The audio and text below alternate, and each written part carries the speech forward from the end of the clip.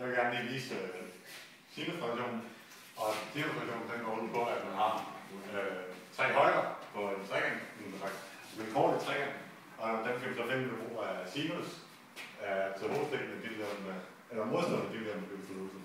Så det vil sige, at vi har dem har vi så her i trekanten.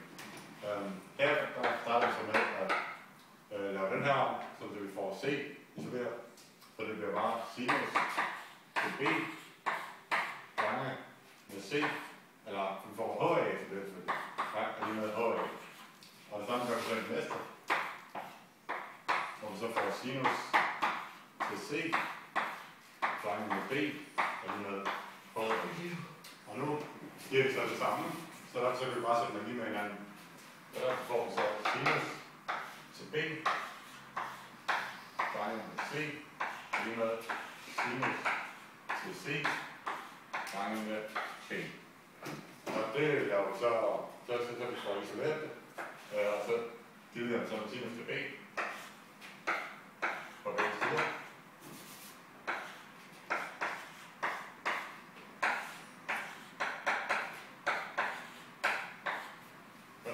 Og så herovre der har vi så kvantitetsvælge, og så herovre der har vi så stadigvæk spekter. Og så dividerer vi også med sinus til C.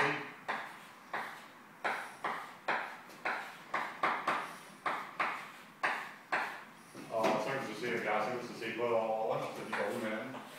Og derfor vi har også sinus til her.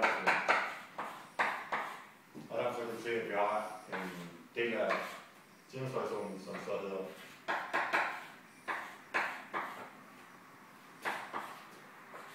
B divideret med sinus til B.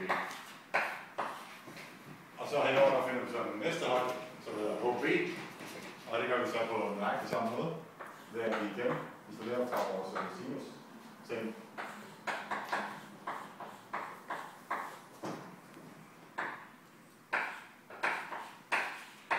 B, og så gør vi så toren.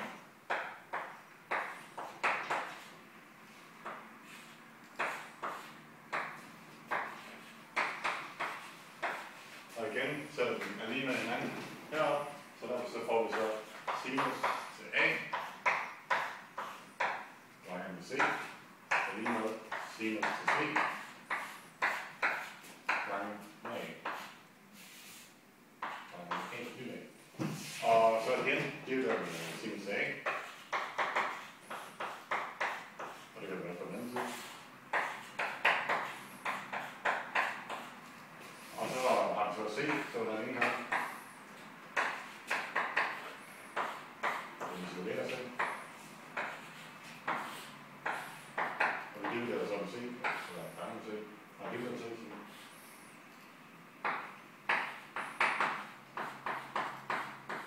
Igen, positionen her. Og så ser vi, at vi gør det sammen på den anden side. Så der så C, sinus til C, er lige med A, det vil være sinus til A. Og så har vi så halvdelen af vores sinusfraktion klar. Nu har vi den sidste del, som er HC.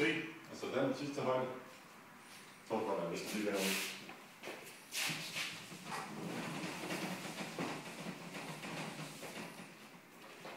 Godt. Vi gør så den samme igen.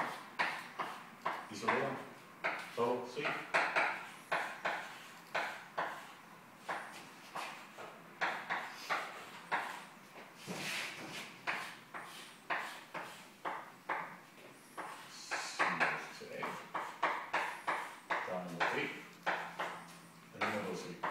De er så også lige med hinanden, så der vi også lige med hinanden her. Så det gør vi.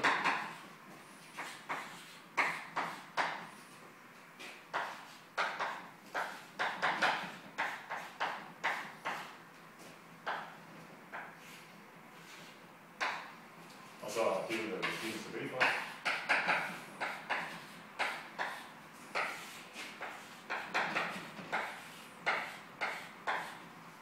Og så får vi så A isoleret her.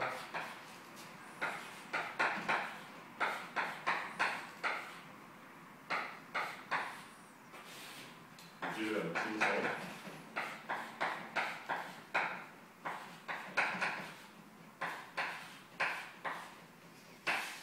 Begge sider. Og så kan du så se det. Det er ikke så, det går ud af sinus A på den ene side. Og så har vi så tilbage A, det hedder sinus, så A. Og så B, lige B, det hedder sinus til B. Og så kan du så se på de andre her, at de alle sammen er lige med hinanden. Så C og A lige med hinanden, og C og B lige med hinanden, så derfor så må det her også være lige med C. Og det kan vi så bruge til at finde længder og vinkler i vilkårlige træerne. Så er der altså, hvad man gør i en retningstræ, for det er højt at vise, hvad det går på. Her kan vi så se, at vi har to her, hvor vi kun mangler at finde sinus til B. Så derfor så kan vi bare skære her af. Der kan vi bare skære det der af, og derfor så har vi så kun den del derovre.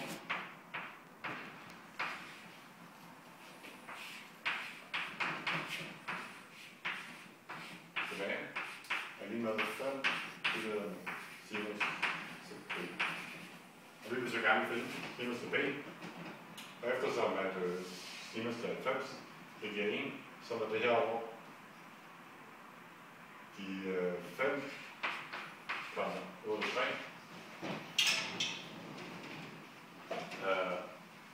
Ja, det giver 5,83.